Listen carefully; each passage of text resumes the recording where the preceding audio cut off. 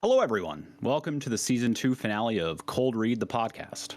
As most of you know, I've been working very diligently on a rock opera for 6 months, and today you get to hear the first 16 minutes of it. The full version is going to be released tomorrow around this time. Unfortunately, we had a little bit of issue with getting everything in at the correct time, but it's okay. As a disclaimer, this musical is quite adult-oriented and has violence, gore sound effects, and very heavy metal. Listener discretion is advised. Headphones are recommended. And without further ado, please enjoy the Counseling Chapter 3, Balance.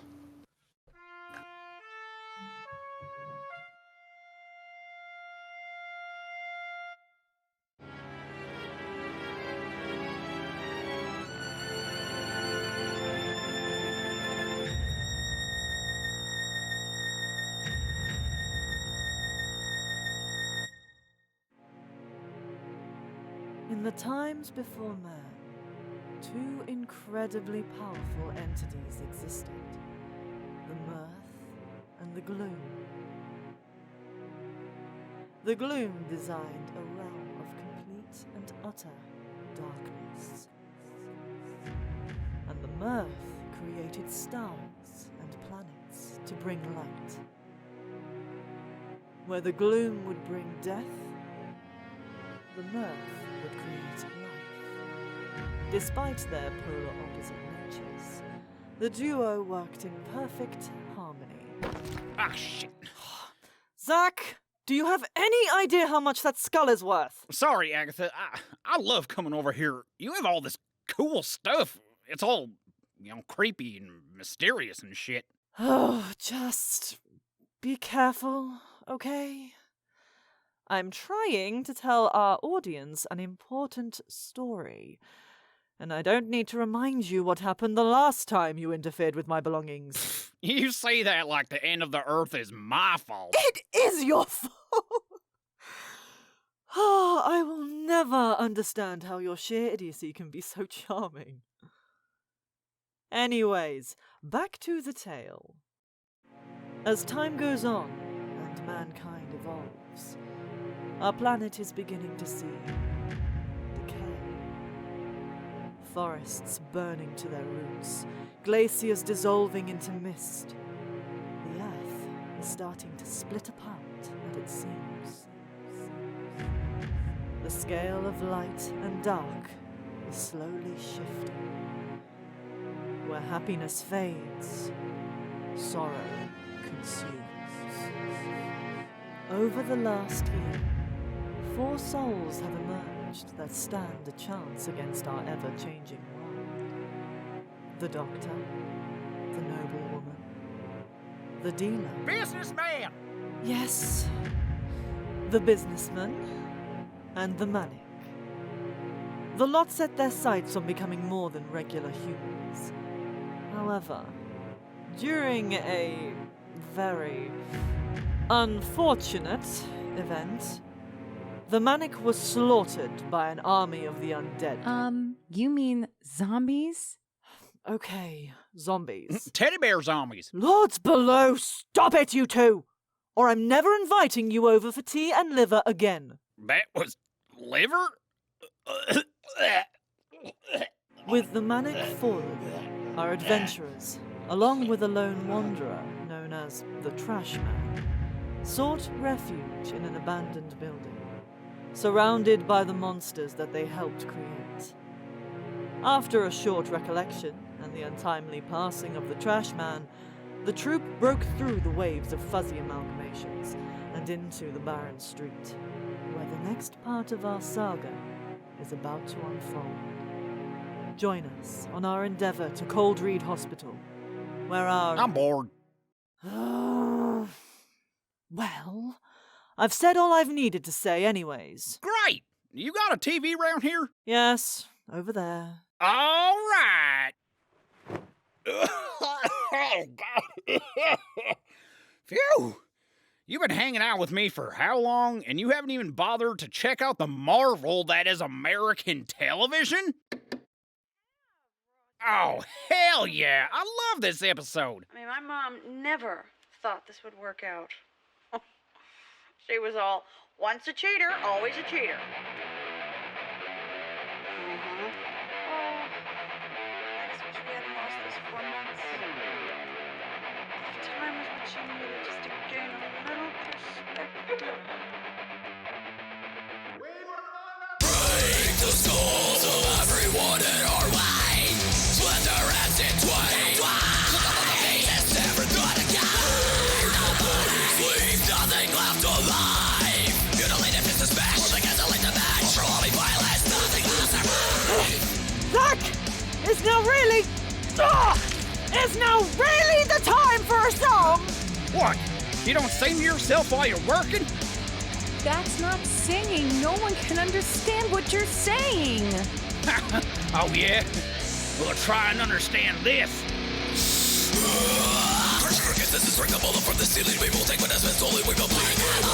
What you are thinking, all of this requires feeling. But I promise you this evening I will not fucking cry. Pandemic is going up from a fucking element for the living vehicle, cause they never love that. Yes, a tricky problem, any of it, which is my moment reflecting on it now is making me so angry.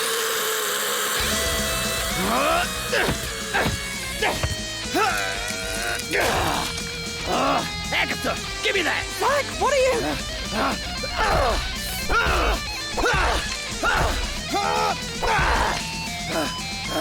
Why don't you bastards die?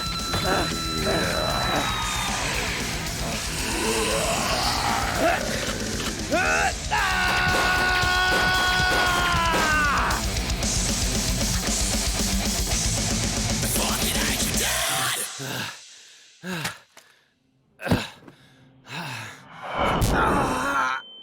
Very impressive. The power inside you is immense. Oh, the things you could accomplish. See you soon. Who said that? No one said anything, Zach. I'm no stranger to hearing voices, but... never mind. Let's keep moving. We gotta figure out how to stop all this shit. Sir Zach, is there something you wish to bequeath unto us? Yeah, no, I'm fine. I think I'm just having some withdrawals or something, I don't know.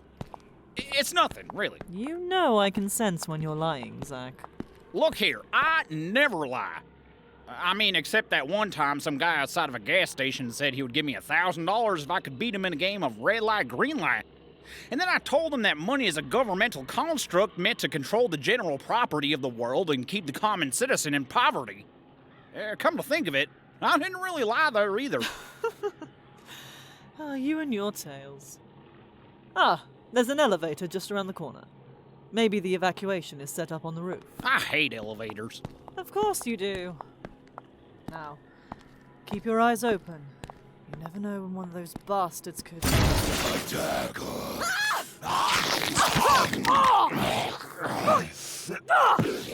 You! Yeah, something like that. Agatha! Shit, Agatha! Are you okay? Now's your chance, Zach. You've always wanted to be the front man of your own band. Then she stepped in and threw her power around. I can't... You can. You must. If she learns your secrets, the blackness inside you, she could snuff you out. Then she would take over Cockbreath.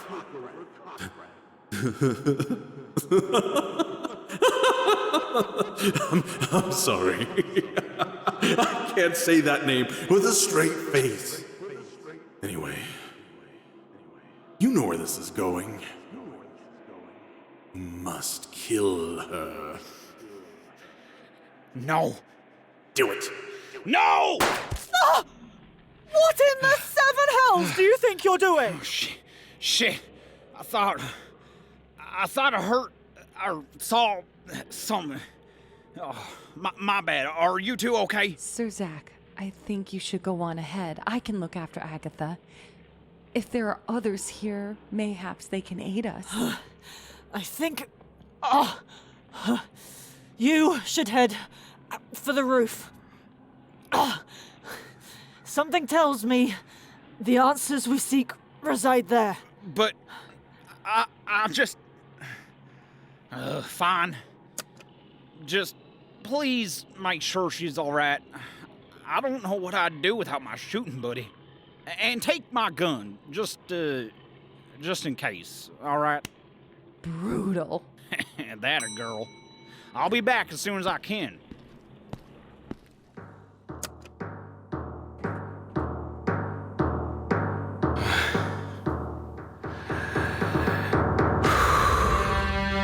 Come on, Zach. Don't be afraid. It's moments like these that you were made into the man that you are. And the man you will be is one of great strength and bravery. But what if I fail? What happens then?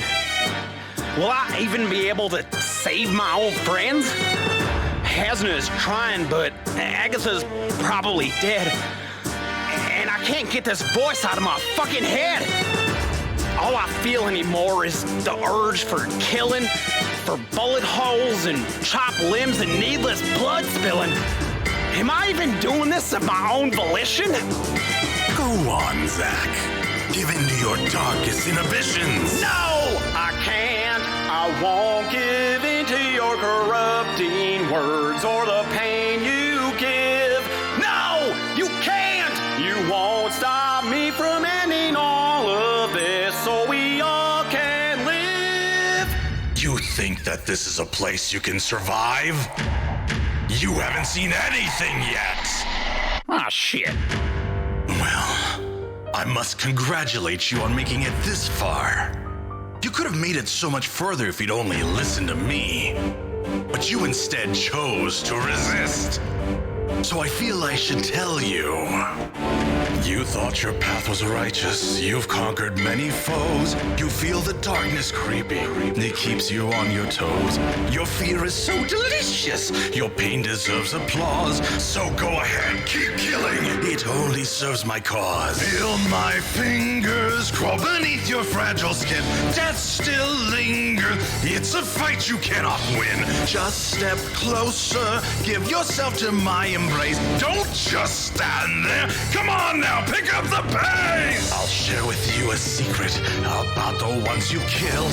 The endless slaughter feeds me, and boy was I ever thrilled to know your constant struggle, to see you writhe and mun. So join me and stop this torment. Satiate your lust for blood. You'll have eternal power. You'll live for countless years. You'll never have to worry about your mother's tears. She'll see all you've accomplished. You'll move out on your own. And once you've left her basement, she and I can finally bone! Okay, who the hell are you? And are you really gonna drag my mother into That's this? what all iconic villains do. Now where was I? Stop denying. Let me scratch that awful itch. You're all...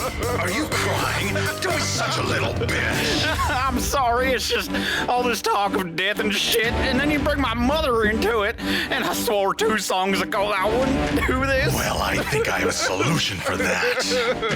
Look at me. I said look at me! Listen, mister, please don't put your finger in my... Wait a second. I know you. Trash Man? Not quite. The man you once berated is gone. But now you understand the power that I have. The power I can share with you. The gift of eternal life. You could keep slaying your enemies for a lifetime, and then some. You'd never need to sleep. Yeah, I don't do that already. You know, the meth. Never need to eat? But I love food. Speaking of which, I could kill a man for a taco right about now. Never need to hydrate? You bite your tongue, Mr. Gloom. Mr. Glue. I don't believe in a whole lot, but my Messiah has taught me the importance of always staying hydrated. I'm grateful. Fine, Zack. The point is, nothing could ever hurt you. You would never, ever die. I mean, it does seem tempting. Well, hello, Agatha. Hello, idiot. May I borrow Mr. Metal for a moment? Thanks. Agatha, what are you doing? Jesus, you are freakishly strong! Zack, listen to me. Whatever the Gloom is offering you, don't listen to him. Yeah, but if I did, then I could protect you. Wait. How do you know he was offering me something? Because... Zack... Because I took the same deal. That monster whispered to me the same way he did with you. Tried to convince me that a never-ending life was one of happiness. That if I could live forever, I could... That I could... find her. Her? Who is her? It's nothing.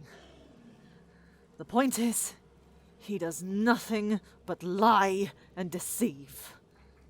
And he will do the same with you if you give in to his charade. That Wankstein. I can hear you, you know. Piss off, you foul wretch! Okay. So, what does that mean, Agatha? My name isn't actually Agatha. It's... What? There's no way it ends there! For more information and to hear the complete story, go to youtube.com and search Cold Read the Podcast.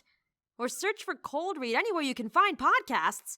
Wow, what a ripoff! It's a good thing that podcast is starting soon. I'm gonna hop in their chat and give them a piece of my mind. Nobody blueballs me. Nobody!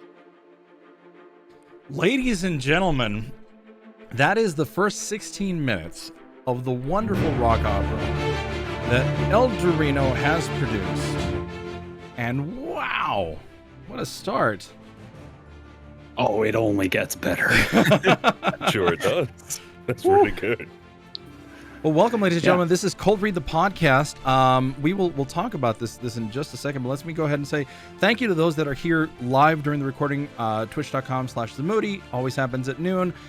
This will be available on YouTube and anywhere you can find your podcast tomorrow after 1 p.m., which will end up being Monday the 20th. Oh, let me also note that this is season 2 finale. We've been at this now for almost a full year. We're going to close up the season. We're going to pack up our stuff. We're going to take a 2-week vacation, and then we're going to reset and do this all over again. So welcome, team.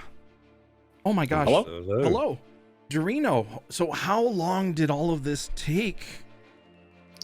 Oh boy. I mean, I've been working on the music for 6 months or so. Script has probably been about 4, give or take. It's been a lot of ideas that I've been batting around in my head for the past while now. I've been wanting to write a rock opera for about 3 years. I just never really had the tools to do it or the people. So I figured, why not do it now? And I must say, Renara, I win. There goes that rivalry, Renara. Well, okay, so let's do what we always do. Let me go ahead and bring down our bumper music. Sorry, I'm here yelling in the corner. Oh no, you're Ryan's in the background screaming, I'm sure. For those of you that are here, obviously Renara's not on the podcast, and for those of you that are listening, you're not going to hear Renara today. So Renara's not feeling well. Renara's going to be out of commission. Hopefully she's resting. Grim has stepped in, and occasionally you may hear Renara yelling angrily in the background. So yep, that would be why. So let's check in like we do. So let's look at the other side of the world. Now, obviously, Grim, thank you so much for stepping in. How has your week been, sir? No worries. I'm all right. I unfortunately haven't been doing too much voice acting lately, as I have been settling into my new position, which has gotten me to do... They somehow wrangled me into doing a night shift, so I never find myself with enough energy to do voice acting. But other than that, I'm actually doing very well. Thank you. Oh, good. Glad to hear it. Misty, I hear you watched a movie today. You've been very busy already. Yes. So went to see No Way Home today, which was amazing. That's all I'm gonna say. I don't want to ruin anybody's experience. It was just awesome. That's all I'm gonna say. I'm so happy. How's your week been? Have you done anything interesting VO wise? How goes the competition? Have you heard anything? Not yet. Okay. They're going to close that this Sunday. So by next Friday, I should know if I made it through or not. Nice. So yes, really excited about that. And I did sign up for Voice 123 really recently. Awesome. Nice. So I've just been auditioning for whatever projects they throw at me, since it's a different format. It's not like you can look for open auditions. They just sort of send you the stuff that you sort of qualify for. Interesting. Or that's or that you specify that it's within your range. Mm-hmm. So it's a big algorithm there, but I've tried out for stuff, and hopefully we'll see if anything happens. Awesome. Glad to hear it. Mr. Eldurrino, well, I mean, obviously then presenting this giant rock opera that I can't wait to hear the other, 45 minutes of? Yep. How's the rest of your week been? Exhausting. I can imagine. No, it's been good. Like I said, I've been wanting to do this for a long time, and as tiring as it has been, I have enjoyed every second of it. I have absolutely loved all of the talent everyone has provided for this. It has just been such a pleasure working with all of you and giving you all a chance to really bring your A game, really step out of your comfort zone and do things that you may or may not have already done. I won't spoil the rest of the piece, but Renara's acting in this entire thing literally brought me to tears. It is so good. I was floored. Like, you'll see. I can't wait to hear the rest. So yeah, there's a total of 3 more full songs. There's a few other refrains that are callbacks to the other songs. And right now I'm actually working on finalizing the rest of the piece. I have the last song to finish, compiling everything together, balancing, etc. And then pushing everything together, essentially. So gotcha. That hopefully will be available tomorrow at around this time, as long as everything goes smoothly and everyone gets everything done. And yeah, again, I am super excited to share with all of you. Biggest project I've ever worked on, and I really hope you guys enjoyed the first fourth of the thing. Yeah, oh, definitely. Absolutely. Awesome. Yeah. Go ahead. Thank you. All right. For me personally, haven't really had much time to do auditions. I've got the jshowclips.com. Super happy. Work still keeps coming in. We still pumping it out. So the community's growing. It's working out great. Super happy about it. I want to get back into auditioning though, because I'd love to get other stuff on the pipe. But otherwise, yeah, I this has been a lot of fun. I've recovered. My respiratory infection is for the most part gone. I got a lingering cough. And it's always hard because you have to keep putting out the work, even though you've got deadlines to meet and everything else. But yeah, so far so good. Well, we have a guest with us today. May I just call you Rhiannon? Rhiannon? Yeah, yes. Go ahead. That's cool. So Rhiannon is with us. Wonderful. I've looked at your website. Oh my gosh, such a professional website. But we're gonna get into that real quick in just a moment. Just so those of you that are reading, how do you pronounce your full name, Rhiannon? Rhiannon Moushall. Rhiannon Moushall. Well, thank you so much for being here. Thanks for being our guests. Let's Thanks talk. for having me. Yeah, let's talk about how you started with this wonderful profession. What got you into voice acting? Well, I was a theater actor, and then COVID hit, and all the theaters closed. So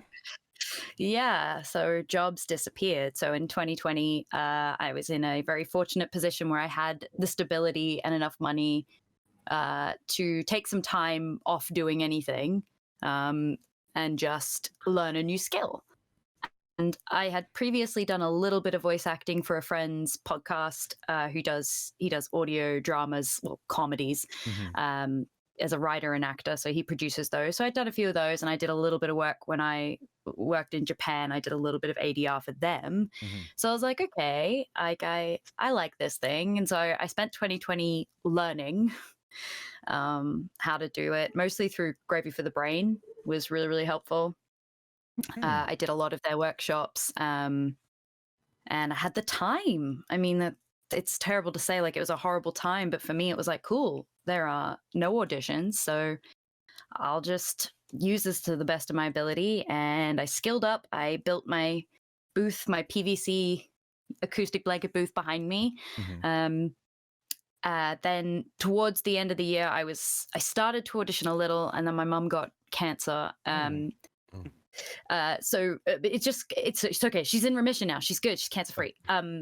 Yeah.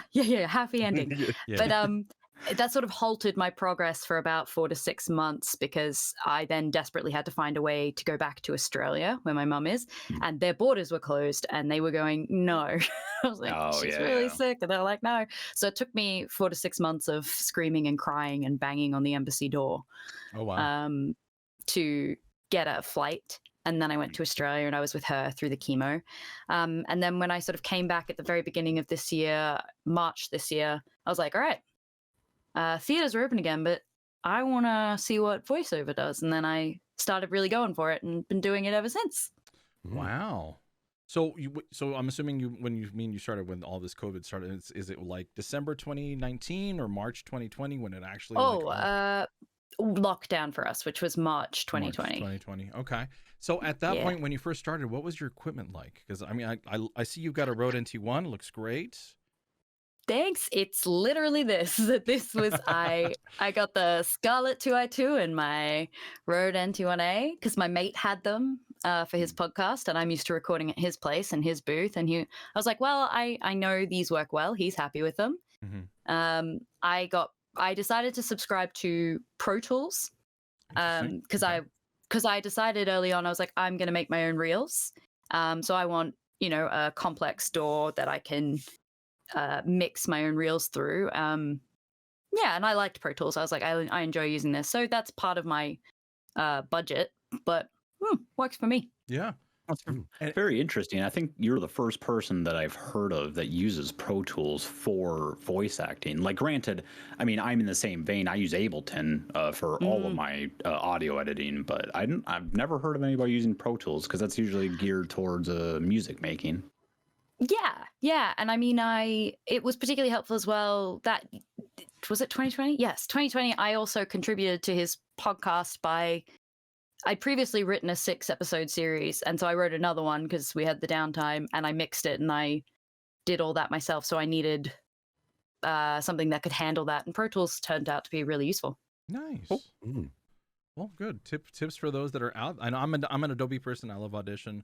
We've used Audacity. We recommended Audacity until they did the newest upgrade and all of that other stuff happened. Now we're all on dark Audacity. Yeah. But yeah, I even looking through your website, you have a ton of demos up here. So you produced your own demos. Yes. At what point after March 2020 did you decide to do a demo? I started making them in August of 2020. Okay. Which I know is very ballsy, and a little bit like, that was fast. But I didn't know what I was doing. I'm actually in the process of updating them now. I'd hoped to do that sooner, but just hadn't come around. So new year, hopefully January, there'll be new demos. Once again, self-produced because that's how I roll. And I mean, because most of ours are we may send it out to get mastered, but for the most part, we have to self-produce our own too. So you're in good company when it comes to that. We're definitely yeah. I'm not going to tell you to go out and hire people for thousands of dollars and get it all together. No. People have strong opinions about how you make your demos and who makes your demos, and at first that really irked me, and I felt a little bit confused about what to do. And I've sort of hit a point which I'm quite happy with, which is I don't really care. As long as if I'm getting work, then why am I so worried about what somebody else thinks? Oh, no, you have to do it. And also the other thing is living in the UK and primarily working with clients in the US, Australia, and Asia, they all want something different. So if I go out and get professionally produced demos for each set of clients, that's ridiculous. Right. When I could just make them at home. 100%. Yes, Dorino, I also hear the dog barking. I'm not going to worry. For those of you that are listening, yes, there was a dog barking in the background. It's not your dog. You're fine. I mean, I'm astounded by your website. Did you make your own website, or did you have somebody? Yeah, it's Squarespace. So like I made it, but I made it, I took one of the templates and went, nah. It looks good. Yep. Thanks. You have a lot of credits already, considering that you just recently started. How did you get to the process of getting from where you started to your demo to getting your first couple gigs? That's a really good question. Okay. I think Twitter was a huge help. Okay. I'll start off with that. Twitter, I had previously worked with Rissa May, which a lot of people may know, works in the voice acting sphere. She's amazing.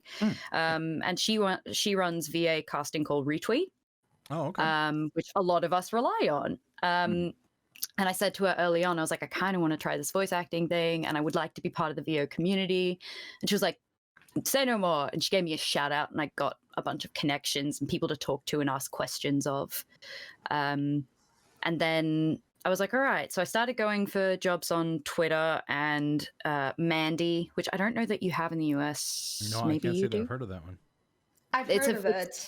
Okay. Possibly. It's more popular. It's like, I think it's a British-based platform. I have an unpaid membership on Voice 123. But I think what happened early on was I got a couple of jobs, and then those clients have become repeat clients. And then it sort of snowballed from there, and repeat work from the same people who then, primarily I get my work from recommendations. So then people reach out to me and go, oh, you worked for so-and-so and I really need a voice to fill in this random video game role. And I'm like, yes, please. Wow. Okay. Let me go back a little bit because I see Renara asked a question. Renara's asking, what sort of difference are there between Asia, US, and England when it comes to demos? That's a great question. So I've learned that English demos, some agencies want you to create what's called like a master mix. So they want a demo that shows everything, which is like makes you sort of cock your head and go, what? Like they want narrative, they want your documentary and your characters, or you might have a separate character reel, but also they don't separate characters from different genres. I know in the US it can be a mix as well. Sometimes people have a character reel, but then some people have an interactive reel, but then some people have a gaming reel, animation reel. Here is very, give us a 5-minute reel of all of those. Whoa. All in one. Yeah. Wow. Okay. That's insane.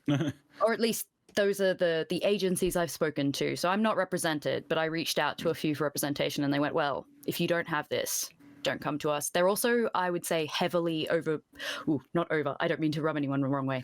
Heavily produced. It's not, I should say that's definitely not my favorite sound personally. I prefer something a little drier. Like I like the music and sound effects to give it context, but I prefer to hear the person speaking. Yeah. Gotcha. Whereas here, I think there is a tendency. They're also not huge fans of you using your non-native accent. Really? Which, as an Australian, is very difficult because there is not much work for us as it is. Then the US, I found, is the best market for me in that the doors are fairly wide open. If you have people don't seem to care if my reel is professionally produced, which I really, really appreciate. They're like, we'll just listen, and if we like it, we like it, and if we don't, we don't. Whereas a lot of places in the UK won't listen unless it's professionally produced. And then my Asian clients are much more fans of, they're like, yeah, your demo is well and good, but I need you to record a specific passage in this accent at this length. And you're like, okay, so then it's less about your demo and more about just constant custom clips, which is part of why on my website there is a page where I've put a bunch of clips and just listed like 3 words. So I've been like American accent, bubbly, fun, mid-20s, and it's a minute of a character I've played in something that they can click on and go, that's the voice. And I've had quite a few jobs where people go, oh, I went on your website and I found you do a pirate, and I really need a West Country pirate. and it's like, great, they didn't have to listen to my demo. They literally went to that page, saw the type of voice they wanted, and were able to just ask for it. So I found that very, very helpful. I see it right that sounds here. like a good idea. Yeah. Captain Alice Conway. May I listen to this? Would you be okay with us pulling this up, or am I gonna? Yeah, you could listen to it. I'm It's super pretty old curious now. about this. No, okay. While I'm setting this up, so thanks. That's because that's news to us. I'm sure. I know for me, it's like minute 15. That's all you have. That's all you have on your demo, and then you go from there. You know. Yeah, I completely agree. But no. Yeah. That's interesting. I wish that was more widely accepted because, 5 minutes to be able to really exemplify key things that you can do would be amazing. Like now in this side of the world anyways, it feels more like you have to condense everything down to, that minute 15, and you feel like rushed, or you feel like you don't have enough time to really explore the character and exemplify what you can do with it. So it's really interesting. I moved to the UK. All right. You gotta pay to get it made first. All right, let's take a quick listen. I'm the fucking pirate queen! Ah! And I made a promise to lift the curse on my crew! There's no betrayal here. You're the one who should be cursed for imposing your pompous buffoonery onto me and mine. And there ain't nothing wrong with being a nice pirate. Being a pirate is about freedom, and if a pirate wants to be nice, good for that pirate. Either way, you don't get to come aboard my ship and judge my crew. This is to help us to sneak through Port Henry without bother. In case you haven't noticed, we are not the prettiest of sights. The common man or woman on the street is likely to go, eek, and summon the Marines. Mr. Bing left enough dresses, wigs, makeup, and fans for a few. I'm fading that out. First off, Ravenmane says, I'm the fucking pirate queen, immediately iconic. I agree 100% with that. That's brilliant. Thanks. Wow. Yeah, no, that is that from a video game, or is that just something that you came up with yourself? That's from my friend's podcast. So that was actually recorded in 2017, very beginning of 2017. So it's weird listening to it now because I'm like, oh, there's so many things I could fix. I could do this. I know. Yeah. But we all do that, don't you? You hear our performances and you nitpick. Oh yeah, definitely your own ones. The other thing I do want to point out is you mentioned you're from theater. Grim also does a lot of theater. Ravenmane does a lot of theater. So I do a lot. I used to do a lot of theater before I obviously COVID and everything else too. So you're in good company there. How do you feel? How hard do you feel it is going from a stage to inside of a booth? I think there was a definite learning curve. I don't think it's that bad. If anything, I think if you have acting training, you've got probably one of the biggest hurdles sort of jumped. I think if you're coming at voiceover with no acting training, that's harder. It's not impossible, of course not, but you will need to put in the hours. Having done a decade plus of theater means I come in with an understanding of how to look at a script. Getting used to, which was what the podcast was great for, as we all know, like the voice needs to tell so much more because you don't have any aids. So I listen back to some of my first performances and I am like, ooh. I definitely thought I could be seen and I cannot. So I think it's actually a good place to come from. If you're coming from theater, you got so much in your toolbox before you even start. Very cool. Very cool. Out of all of the credits that you've done, what's been your favorite so far? In voiceover. Yeah. Oh no. Oh no. I've had some really cool jobs this year. Of course, of those that you can talk about, because I'm sure NDA comes into play with some of them. There's only a few, but the first voiceover that I got, the first job I got, was a point-and-click adventure game called Metropolis. Oh, okay.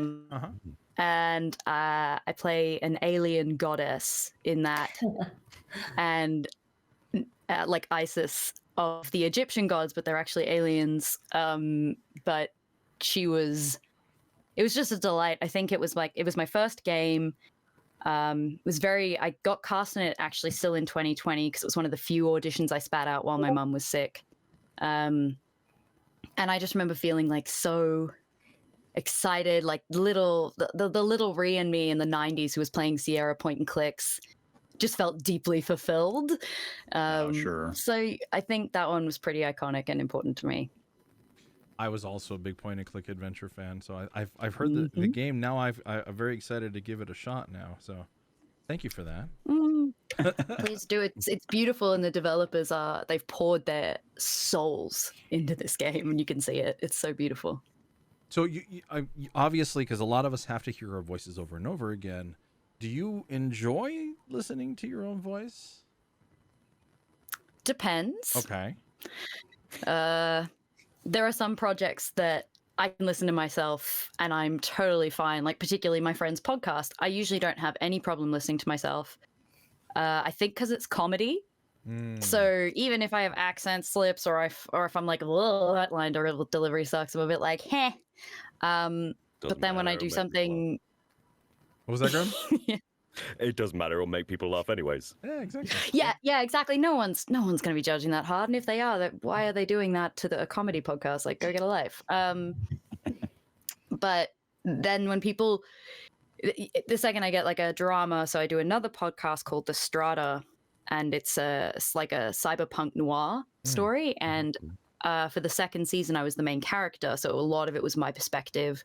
And it had to be very gritty and low, and she was dealing with the death of this woman, and it was really intense, and I loved performing it, but I've only, if Mark ever hears this, I've only listened to 2.5 episodes because getting through it is, I think there's 4 or 5 episodes to the whole arc. I've listened to the ones on either side where I'm minor characters, like that's fine, but listening to myself that intensively, like, is very, very hard. Gotcha. Okay, so let's talk about recommendations you would give for other people. I'll ask a very specific question at the end, but right now, generally, if somebody was to approach you and say, I want to start voice acting, how would I do it? What advice would you give that person? Well, first off, I'm not that experienced, so I would be like, go talk to all of these other really experienced people. But I do have friends who have approached me, especially actors, since the pandemic, because they've gone, wait a second, voice acting's a thing? And I was like, yeah, you can. I wrote a blog about my experience in my first 8 months, and it's on my website, so anyone can access it. And once again, it might not help anyone, but it's literally just everything I did. But if I were to give advice, first things first, start watching videos. Just start learning a little bit about it and learn from a variety of sources. Try not to get a little too hooked on one source. I might have done that myself with Gravy for the Brain initially, which is a UK-based company. And as a result, it was all very UK tailored, which is great because I live in the UK. But I later on would start interacting with more American clients and find out, oh, no, that's not what they want. They want this, or this is how this part of the industry works. And then Australia was different. I was like, oh, crap. Like, I should have diversified. So start learning, diversify your learning streams, and start putting yourself out there. Start doing, auditioning for anything you can really get your hands on at a lower level. Don't submit for higher things until you feel like you've got some training and some backing. Doesn't necessarily need to be paid. I know people, it can be very hard to pay for training, and I hate that there is a paywall in front of training. Right. You can make use of your free resources, and that's perfectly okay. If you can afford a coach from time to time, like someone you admire, that's awesome. But please never feel like if you don't have that, you're illegitimate or not able to try. You are totally legitimate, and make stuff. So for me, my training ground was my friend's podcast. My early characters are rough as guts on his podcast. Like I listen back and I'm like, but it's a wonderful place to make mistakes. And it's still going, and the characters I make now are so much, I get to have fun. Like when he's writing a script, he's like, what do you want to play? And this year I was like, was like, I want to play a succubus. And he was like, okay, I wrote a succubus for you. And I was like, great. And I got to play. But initially it was just like, I just want to practice my American accent. Just give me an American. And I'll do my best. So yeah, make stuff and learn. And before you know it, you'll be like, oh, I can do this. Interesting. Are you aware of sites like CCC or Voice Actors, the Discord that they've got? Any opinions on those particular places?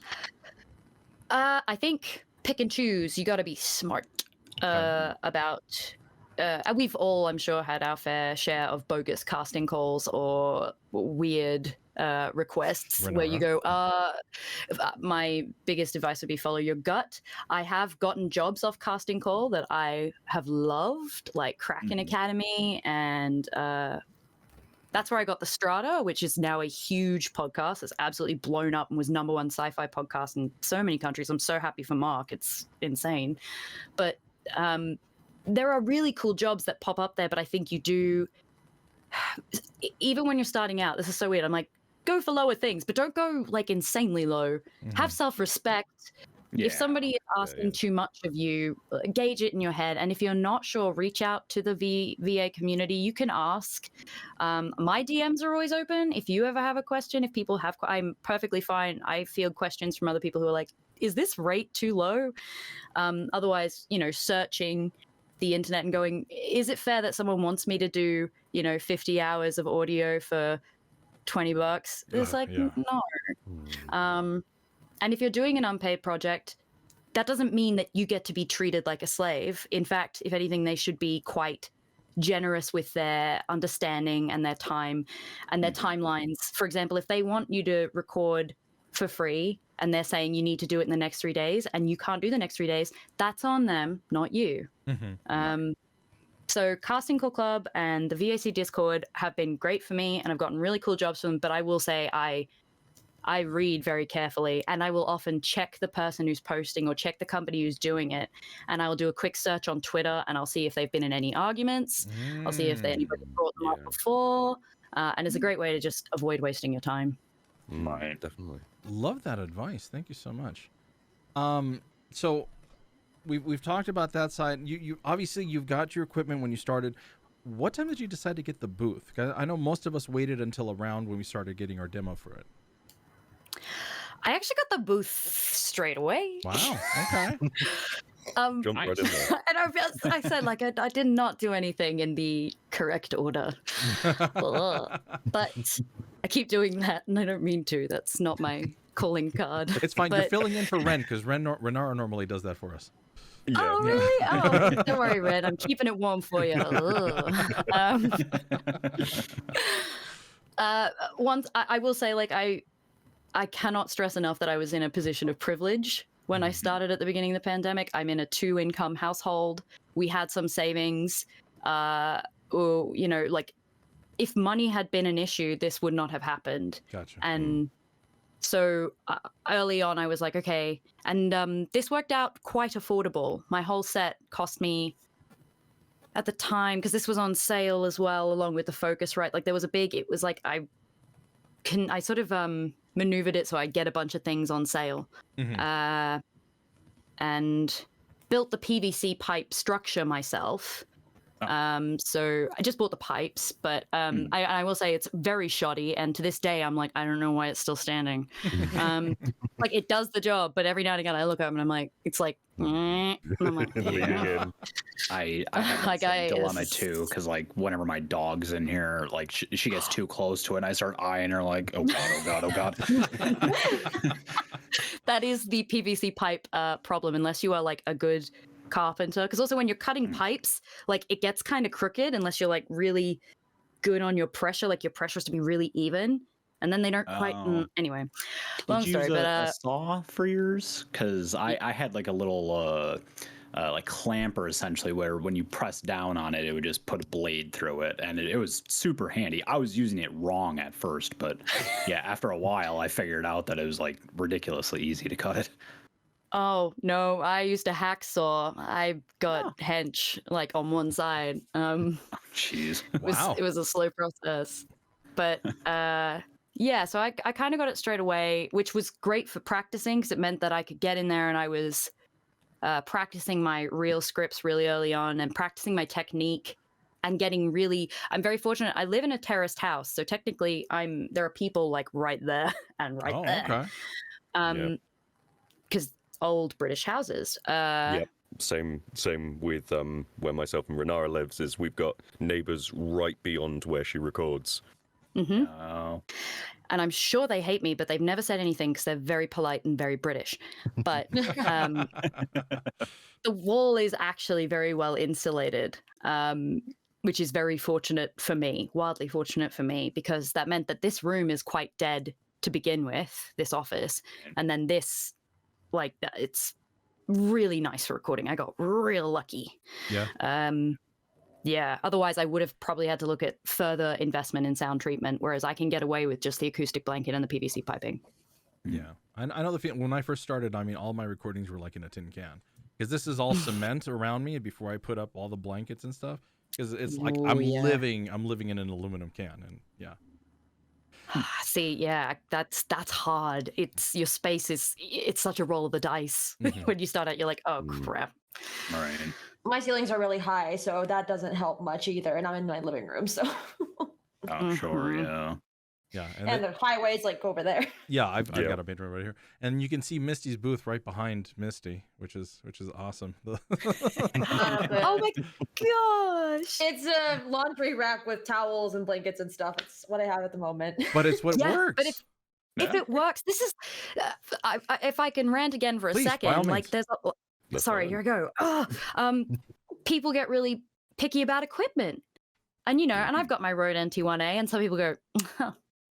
They're like, oh, that's nice. Or if you have a booth, like you have a homemade booth or you have a mattress booth, and I'm like, I'm sorry, does it not sound good? Am I not recording professional jobs? Right. So I will say, never let anybody pressure you into thinking you need to buy like a Newman straight away or ever. Get what works, and if it's working, nice. Yeah, 100%.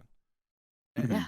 Yeah, I mean, and as far as having to get the equipment and everything else, we've always advocating, practice as much as you can with what you have. Renara first started with a headset mic, and she ended up landing some roles. Because Renara's awesome. She did really, really great. And then you slowly upgrade as you go. It doesn't. I mean, you don't have to throw everything you can at it. We've also been big advocates of make sure you pay the bills first before. Don't just go blindly into this and try and make this a job, because then your performances can suffer, because that desperation, that pressure comes through. Yeah, absolutely. Super. Yeah. I know both like myself and Zamoody were also kind of in the same boat as far as being a little privileged, because we came from a karaoke app called Twitch Sings, which rest in peace. But we had the equipment already. We had our interface, we had our microphone. Because we love singing and we love performing and stuff like that. So we already had the equipment available. And then once that was gone, we both kind of decided, what are we going to use this equipment for now? And then lo and behold, Zamoody started voice acting because that's something that he wanted to do, and I followed suit shortly after. And then here we are, and we decided to put this particular podcast all together, not as like do this in order for it to make it work, but it's like, here's our experience. This is what we've gone through. Hopefully this will save you from having to have all of these other issues. Yes. Let us make the mistakes first with a question mark. Yeah. Hopefully we can help. Yeah, right. Absolutely. My gosh, I mean, I'm still gushing over your great website, and I'm super happy that it worked out so well with just using the things all together.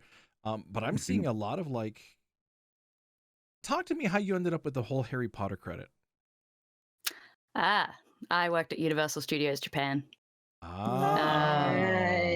I was a Hufflepuff in the Frog Choir. Oh, okay. For a year. And yeah, so while I was working there on a year's contract, they had me do some voiceover for their night parade. Like, so they had the film and I had to go in and dub, because a lot of the actors were American and they wanted an RP accent. So I dubbed RP for those, which was weird, dubbing my friends. Like, they'd filmed my friends and they're like, now make her voice. And I was like, It's an experience. Yeah, it was. Yeah. It was really fun, but also really weird. Sure. I bet you. I mean, you've had a lot of fun roles by the looks of it. Yeah, I've been real lucky. Bridgerton on Netflix. Oh yeah. Well, that's how I paid the bills in 2020 was Oh. doing regular. I was a regular background actor on Bridgerton the first season. Wow. Wow. Yeah, so weird job, weird freaking job, but I'm so grateful, weird as hell, so grateful. A question that I've always liked to ask everybody, and I've already asked you an experience for somebody who's just starting out. If you could go back to yourself at the very beginning of this whole journey, what would you tell yourself to do different, or what advice would you give yourself now? I think I kind of touched on it already, but I think that the important thing is trust your gut, and do not devalue yourself for anybody. I like that. Yeah, I made some mistakes. I trusted some people that I got heavily underpaid for a couple of jobs, who knew I was starting out and knew they could get away with it, and it's messed up. Yeah. People, and these were people that had money. These weren't like indie devs. Like, I'm all about paying to scale. Like, my rate is not a flat rate. My rate is, what is your company at? And therefore, what is acceptable? Like, and I've all the way on the spectrum judging on what people need, but there were some companies that they will take you for a ride. Yeah, wish I hadn't taken those rides. Well, it's because I mean, they also, I'm sure, are promising that you're going to get a ton of like exposure, and we all hate that word. Absolutely. Yeah, the old exposure. Exposure doesn't pay rent, doesn't pay your bills, but yeah, everybody's offering it. Yeah. So, If I go ahead, please. Oh, go ahead. I was going to chime in just for a By all second. means. So stepping away from the voice acting side for a minute, I know I've seen like videos of you posted on Twitter of your, I guess, singing side gig, job, whatever you want to call it. How's that been working out for you? And what's your favorite thing that you've done in regards to that? Oh, thanks.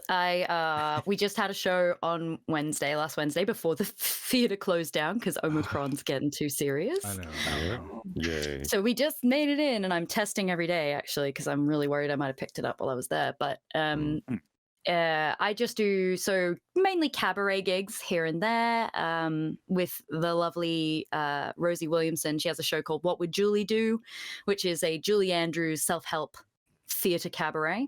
It's really fun with Matthew Seymour as musical director. Really lovely people. Other than that, I suppose I get to sing a lot when I have theater jobs because I mostly do musical theater. But having said that, since voiceover started, I'm kind of like leaving that world behind, which isn't a bad thing. But I sort of had to reconcile myself with that because there are a lot of unachieved or unrealized dreams that I think I'm going to let go of, which is scary, but also exciting, like outgrowing the old kind of thing. But favorite sort of singing job would probably have to be Japan. Like, I grew up learning Japanese, so I had a pretty good grasp of the language when I moved there. Like, I did it all through school, so I was really excited and made great friends and just had the best freaking time. Sure. I didn't even know that they offered I didn't know that they taught Japanese in Australia, but I guess it kind of makes sense because geographically the countries are fairly close. Most schools, I think, start with Japanese, like when you're in about grade 5. So I'd say most Australians can actually spit out a handful of Japanese. Yeah, wow, really, that's cool. Yeah, I know mostly on this side of the world, because we're more Southern California-ish, you get more Spanish and then German. So those are the two language classes that they offer. Right. Yeah. I really wanted to do German, but we only had choice of Japanese, French, and Italian, I think. I also really wanted to do Mandarin, but like, I think because it's so hard, very few schools are willing to try and teach it, except for my friends. I had a few Chinese Australian friends who would go to Mandarin school on a Saturday, but you can't really get into that if you're not Chinese Australian. Ravenman in chat says, hey, musical theater hype. He also says, I have a handful of friends who worked gigs in Japan, and they all talk about how wonderful that experience was. Yeah, it's pretty magical. If you ever get a chance to audition, and it's a fun time. Like, it's worth going for it. And it was a dream gig I'd wanted since I was 10.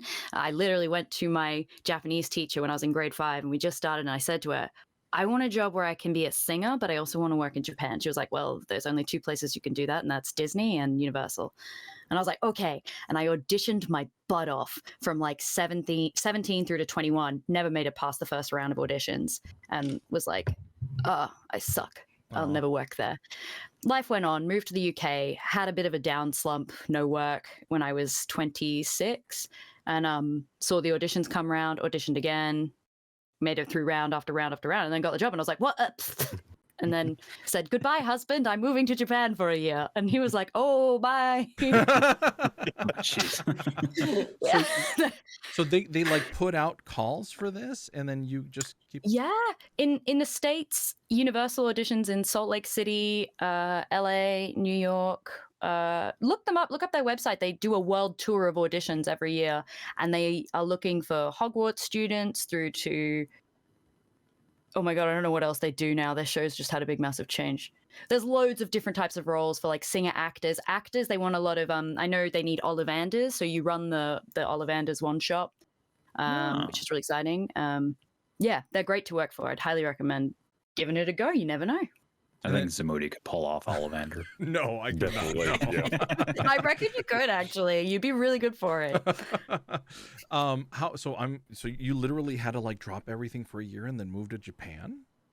Is it like a tour of duty? Do they say, hey, you're only going to be here for a year and then we're going to throw you back? Or no, I re-auditioned, but I kind of knew that I couldn't stay. I re-auditioned because I think in my heart I wanted to stay, but I had to come back because for visa reasons, like I had to renew my visa here. Otherwise I wouldn't be able to get back into the UK because I'm on a marriage visa. So they didn't offer me a contract to stay anyway, which was heartbreaking. I was like, I'm so rejected. But also I was like, Rhiannon, you seriously need to go back or you can never go back. So the world was kind of did the right thing for me there. But no, it's they take excellent care of you. The pay is very good. Really? It's so as performers, you know what it's like to be like, oh, this is nice. But like the reason people want repeat contracts there is that, they pay for your accommodation. They pay on top of your wage. Like the only thing I think that comes out of your bank account is like your phone costs. But not just very well paid, but like the lifestyle is really nice. It's very strict. If you're the kind of person that runs late, that won't fly. I think it's 3 lates and you're flown home in the whole year. So like you cannot run late. They have very strict ways of doing things, and you need to be respectful of that. But if you can manage that, if you're a fairly amiable person and you're hardworking, you can have an absolutely wonderful time. I bet. I can only imagine. Wow. But I mean, yeah, just the whole concept of having to leave one country and then go completely in another one, that's insane. It's so good. And I'm sure it was a hell of an adventure. It really was. Very, very cool. Somebody's got an ambulance again. If you are listening to an ambulance, it is again in the podcast, not in real life. You are okay. Well, I'm gonna go ahead and it's been great. I'm gonna go ahead and say it's been great talking to you. Anybody else have any questions for Rhiannon before we start shutting down? Yes. Please. I just wanted to ask, hopefully fairly quickly, because I know Renara would probably want to hear, is any time you've had an interaction through an audition or whatever where the individual running the project has been really unprofessional, how have you dealt with moments like that?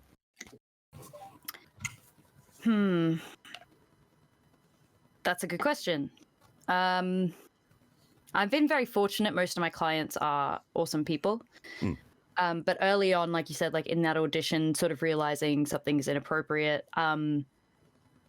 Later on, I think earlier on, I was much more like, haha, okay, ha ha ha, Yeah, like just go along with it.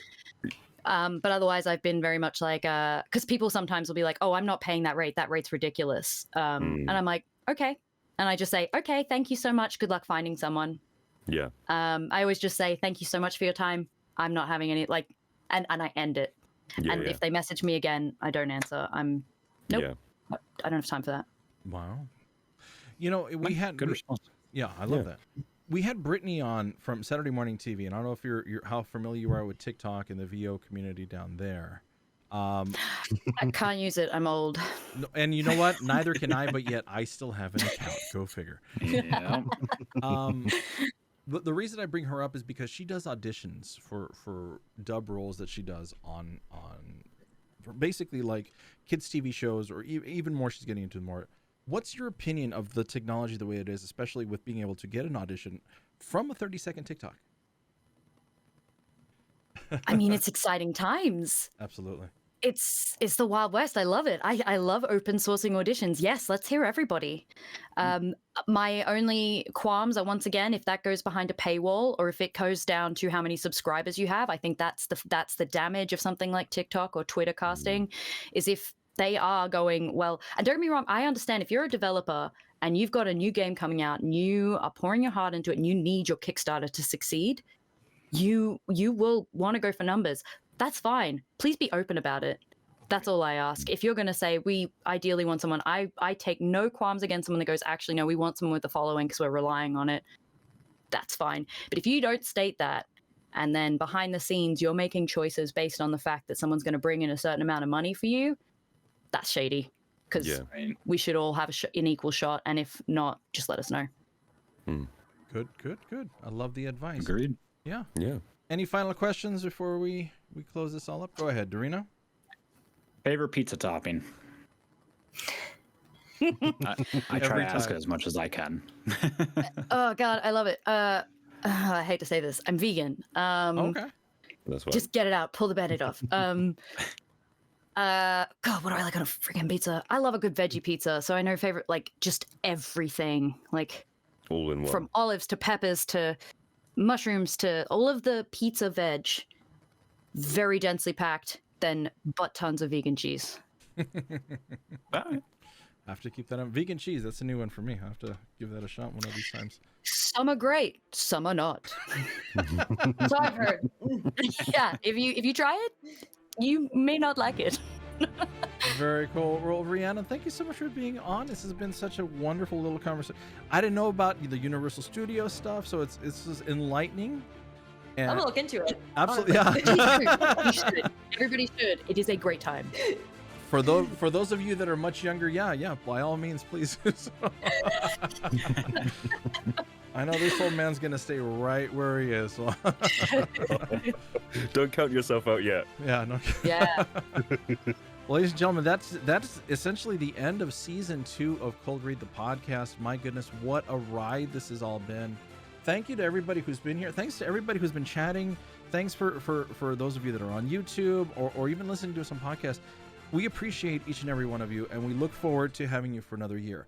I will say, as always, if you have a topic or if you want us to listen to a demo and give you constructive criticism, ColdReadthePodcast@gmail.com. ColdReadthePodcast@gmail.com. We will listen to it. We will give it back to you. We are not mean. We will be realistic. Sometimes you need that other person that is not on your corner, and then we will lay it all out for you. So please, ColdReadthePodcast@gmail.com. If you want to be a guest for the upcoming season, Dorino's always super open. Go ahead and send him a message on Twitter or at ColdRead or Cold Actor. You can go ahead and send it to us and be more than happy to listen to it. We're off for 2 weeks, ladies and gentlemen. 2 weeks. Yes. We will be back in the new year, January 9th. Yeah, so January 9th we'll be back on. Misty, I'm going to remind you now, you got the intro for the first one for season 3. We all pour our hearts and souls into all of these, and we appreciate each and every one of you. Grim, you're filling in for Renara, so give us the spiel. What, the rant, the grim rants, or shouldn't it be grim silence? So shouldn't I just sit here in complete silence and stare at my non-existent camera?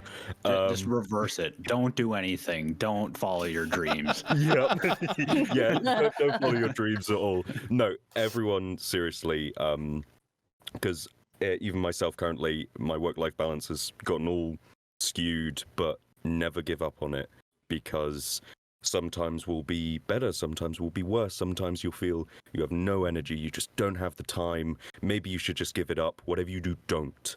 Just maybe take a break every now and then, but do not give it up. Keep going. You will get through. You will find your dreams. You will become a completely different person, and I genuinely think you will like that person. Ladies and Well gentlemen, said. with that, we'll catch you all next year. Bye. See you. Bye. Drink water. There it is. Drink your water.